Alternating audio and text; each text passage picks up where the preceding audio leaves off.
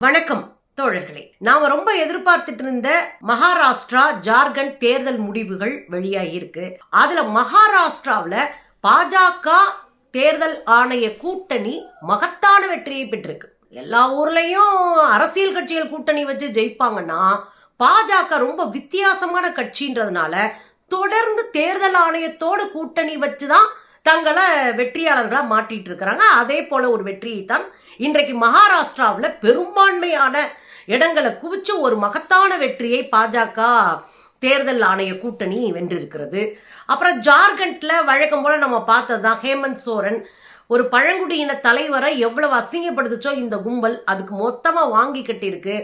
அறுதி பெரும்பான்மையை விட கூடுதலான தொகுதிகளை பெற்று அடிச்சு தூக்கி இந்தியா கூட்டணி அங்க நின்றுருக்கிறாங்க. இதெல்லாம் தாண்டி ராகுல் காந்தி செய்த ரெக்கார்டை பிரேக் பண்ணி வயநாட்டில் ராகுல் காந்தியினுடைய சகோதரியா இருக்கக்கூடிய பிரியங்கா காந்தி வெற்றி அடைஞ்சிருக்கிறாங்க. இப்படி பல செய்திகள் இன்றைக்கு பரபரப்பா பேசப்பட்ட செய்தியா இருக்கு தோழர்களே. அதுல குறிப்பா பாத்தீங்கன்னா மகாராஷ்டிரா தேர்தல் நாம எதிர்பார்த்தோம். நாம ஒரு வகையில வெற்றி அடைஞ்சிருவோம் நம்பிக்கை இருக்கும்போது நிறைய தோழர்கள் கமெண்ட்ல வந்து சொல்லியிருந்தீங்க, தோழர் நீங்க இவிஎம் மெஷினவே மறந்துட்டீங்க, பிஜேபி தேர்தல் ஆணையத்தோடு கூட்டணியில இருக்கிறதே மறந்துட்டீங்க, எல்லாத்தையும் மறக்கல, நமக்கும் தெரியும் ஏதாவது ஒரு நல்லது நடக்கணும் அப்படின்ற பேர் ஆர்வத்திலையும் உண்மை நம்ம கையில இருக்கிற என்கிற நெஞ்சூரத்தோடு தான் நம்ம அதை பேசுறோம்.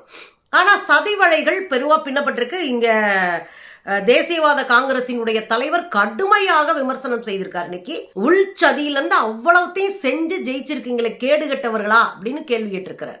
எக்கச்சக்கமான புகார்கள் தேர்தல் ஆணையத்திற்கு போயிருக்கு. எதுலயாவது ஒன்ல தேர்தல் ஆணையம் நடவடிக்கை எடுத்துச்சா? ஜார்க்கண்ட்ல ராகுல் காந்தி அவர்களை பறக்க விடல ஹெலிகாப்டர்ல. ஜார்க்கண்ட்ல ஹேமந்த் சோரன் அந்த மாநிலத்தினுடைய முதலமைச்சர் அவரை பறக்க விடல. என்னையான்னு கேட்டா இங்க மோடிஜி பறக்குறாரு, மோடிஜிக்கு பாதுகாப்பு வேணும், அதனால நீங்க என்ன பண்றீங்க கொஞ்ச நேரம் கழிச்சு போங்கன்னு 2 மணி நேரம் 3 மணி நேரம் தாமதமாக்கி அவங்க கூட்டங்களை எல்லாம் சென்று சேர விடாம கேன்சல் பண்றதுக்கான ஒரு சூழலை தேர்தல் ஆணையம் திட்டமிட்டு உருவாக்கியது. இதை நம்ம ஆல்ரெடி பேசியிருக்கோம், நினைவூட்டுறேன். அதே மாதிரி இங்க மகாராஷ்டிராவிலையும் அதே வேலையை தான் செஞ்சாங்க. உத்தவ் தாக்கரேவுடைய ஹெலிகாப்டரை திரும்ப திரும்ப செக்அப் பண்ணிட்டு இருந்தாங்க. ஆனா மோடி அமித்ஷாவினுடைய ஹெலிகாப்டரை செக்அப் பண்ணல. இதை நாம எதிர்த்து கேட்ட பிறகு போலியா ஒரு நாடகத்தை நடிச்சாங்க தேர்தல் ஆணையம். அதை தாண்டி கடைசி நாள், அதாவது தேர்தலுக்கு முந்தைய நாள் இரவு ஒரு ஹோட்டல்ல வச்சு கையும் களவுமா 5 கோடி ரூபாயும் டைரியுமோட இந்த பிஜேபியினுடைய அந்த மாநில தலைவர் சிக்கினாரு. வினோத் தாவ்டே அவருடைய பேர். கையும் களவுமா சிக்கினார். அந்த வீடியோ கூட நான் உங்களுக்கு போட்டு காமிச்சேன் 2-3 நாளைக்கு முன்னாடி. தேர்தல் ஆணையம் என்ன நடவடிக்கை எடுத்தது? எதுவுமே இல்லை. கோடிக்கணக்கில் கிட்டத்தட்ட 800-900 கோடி ரூபாயை மக்களுக்கு இறைச்சிருக்கிறாங்க பணமா. கையில ஆதாரங்களோடு சிக்கியும் தேர்தல் ஆணையம் மௌனமா வாய மூடிட்டு இருந்தது. அதே போலதான் அங்க பல்வேறு கிரிப்டோ கரன்சி இதுன்னு வச்சு ஏராளமான உள்ளடி வேலைகளை பண்றது அத்தனை கம்ப்ளைண்ட்ஸையும் காலில் போட்டு மிதிச்சு உட்கார்ந்து இருந்தது தேர்தல் ஆணையம். அங்க இருக்கிற மக்கள் கோவப்பட்டாங்க. சிவாஜி சிலை உடஞ்சு விழுகுது. மக்கள் கிட்ட மண்டியிட்டு நான் மன்னிப்பு கேட்கிறேன். மோடி வாழ்க்கையிலே முதல் முறையா மன்னிப்பு கேட்டாரு. அமித்ஷா மன்னிப்பு கேட்டாரு. அங்க இருக்கிற முதலமைச்சர், துணை முதலமைச்சர் எல்லாரும் மன்னிப்பு கேட்டாங்க. அதே போல அந்த மக்கள் விவசாயிகளினுடைய போராட்டம், மகாராஷ்டிரா விவசாயிகள் தான் போராட்டத்துல முக்கியமான அங்கமா இருந்தாங்க. பஞ்சாப் விவசாயிகளோடு அவங்களுடைய போராட்டம், இவ்வளவு பிரச்சனைகள் இருக்கும்போது எப்படி வென்றார்கள் அப்படின்றதான் இன்றைக்கு கேள்வி. அந்த வெற்றிக்கு தேர்தல் ஆணையம் பக்கபலமாக இருந்து கொடுத்திருக்கிறது. 2024 நாடாளுமன்ற தேர்தல் போன மே மாசம் தானங்க முடிவடைஞ்சு. உத்தரப்பிரதேசத்திலும் இந்த மகாராஷ்டிராவிலும் படுதோல்வியை பாஜக சந்தித்தது. அதுலயும் நீங்க பாத்தீங்க அப்படின்னா பாஜக அறுதி பெரும்பான்மை வர முடியாம வெறும் 240 சீட்ல முக்கிட்டு நின்னதுக்கு இந்த 2 மாநிலத்தில் நடந்த படுதோல்வி ஒரு மிகப்பெரிய காரணம். அதனாலதான் 2வது நடக்க வேண்டிய எல்லா மாநிலத்தினுடைய சட்டமன்ற தேர்தலையும் 2ஆ பிரிச்சாங்க. ஜம்மு காஷ்மீர், ஹரியானா, ஒடிசா மாநிலங்கள்ல தேர்தல் நடக்கும் போதே இங்கேயும் தேர்தல் நடந்திருக்கணும், மகாராஷ்டிராவிலையும் ஜார்க்கண்ட்லயும். ஆனா தேர்தல் நடத்தல. ஏன் நடத்தல? ஜார்க்கண்ட்ல அப்பதான் ஹேமந்த் சோரனை அரெஸ்ட் பண்ணி விடுதலை பண்ணிருக்காங்க. இப்ப நம்ம போனோம்னா நமக்கு ஓட்டு 1-2 கூட விழாது, அது அவங்களுக்கு தெரியும். அதே மாதிரிதான் மகாராஷ்டிராவில் படுதோல்வி அடைஞ்சிருக்கு. படுதோல்வி அடைஞ்சிருக்கிறோம் நாடாளுமன்ற தேர்தலில். சூட்டோட சூடா நம்ம போய் அங்கே தேர்தல் நடத்தினோம்னா இன்னும் படுதோல்வி அடைவோம். இது நமக்கு மிகப்பெரிய பின்னடைவை உருவாக்கும்னு சொல்லிட்டு தான் இவங்க இந்த 2 மாநில தேர்தலை பின்னாடி வைக்கிறாங்க. இந்த 3 மாநில தேர்தலை முடிச்சுக்கிட்டு 2 மாநில தேர்தலை பின்னாடி வைக்கிறாங்க. இந்த பின்னாடி வைக்கிறதுக்கு முன்னாடி அவங்க என்னென்ன பண்ணாங்க, இந்த 2024 நாடாளுமன்ற தேர்தலினுடைய படுதோல்விக்கு பிறகு அங்க கூட்டத்தை கூட்டி டெல்லியில விவாதிக்கிறாங்க. அப்ப நம்ம என்ன பண்ணணும், நலத்திட்டங்களை அறிவி.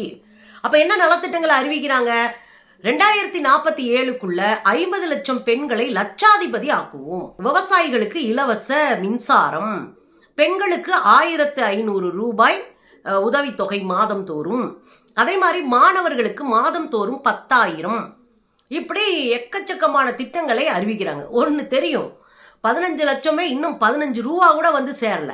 ஏற்கனவே சிலிண்டர் விலையை 400 ரூபாய்க்கு குறைப்பேன்னு சொன்னானுங்க, குறைக்கவே இல்லை. இன்னைக்கு 1100 ரூபாயில போய் வீட்டு சமையல் சிலிண்டர் விலையா இருக்கு.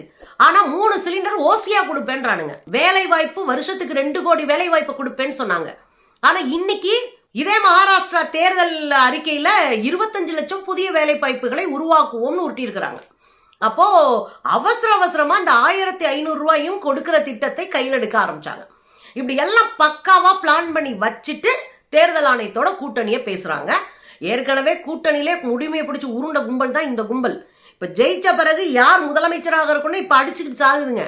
அது நாளைக்கு தான் தெரியும்னு வச்சுக்கோங்களேன்.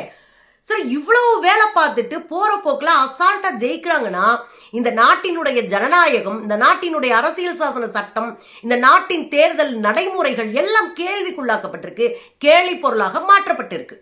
நல்லா தெரிஞ்சுக்கோங்க, தலைமை தேர்தல் ஆணையரும் தேர்தல் ஆணையர்களும் இந்த 3 பேர் தான் இந்தியாவினுடைய தேர்தலை முடிவு செய்யறாங்க. இவங்க 3 பேரும் பாஜகவுக்கு கொத்தடிமையா இருக்கிறாங்க. ஏன் சொல்றேன்னா, இவங்க 3 பேரும் தலைமை தேர்தல் அதிகாரியா இருக்கக்கூடிய ராஜீவ்குமார்லாம் அவசரமாக பிஜேபியால் நியமிக்கப்படுறாங்க. 2023 தேர்தல் ஆணையர்களை நியமிக்கிற சட்டத்தை கொண்டு வரும்போது எல்லா எதிர்கட்சியிலும் வெளியே பத்தி விட்டு இவனுங்களா உட்காந்து சட்டத்தை கொண்டு வந்தாங்க.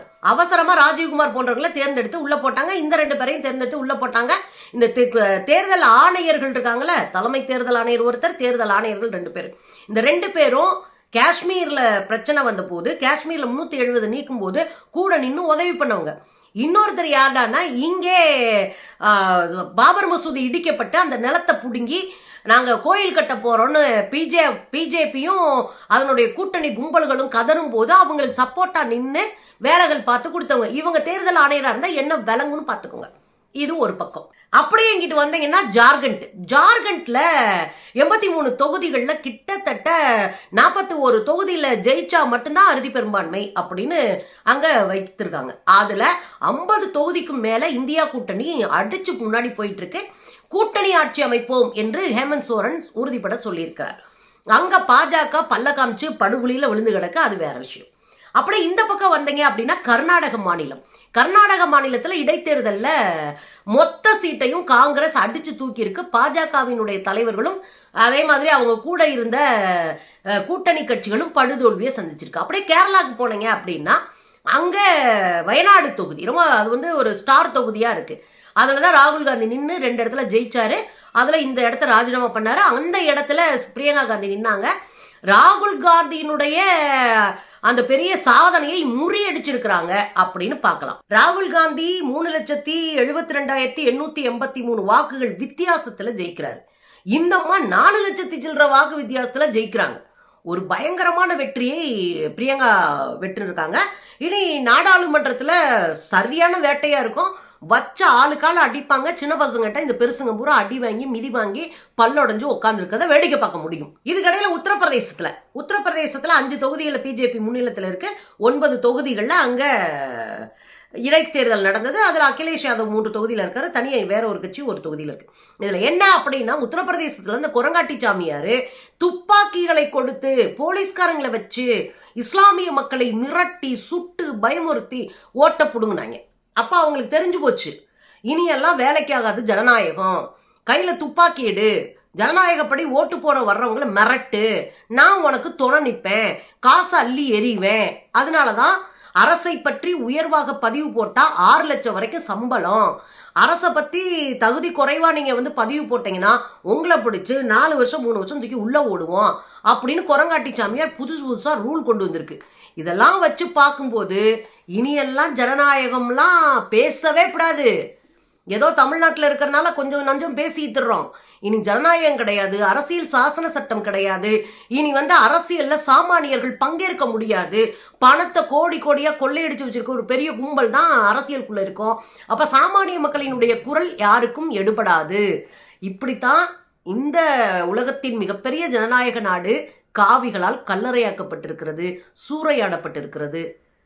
மக்கள் எழுச்சி இல்லாம மாற்றம் வராது. நமக்கென்ன அப்படின்னு கஞ்சியை குடிச்சிட்டு படுத்தோம்னா நாடு நாசமா போகும்.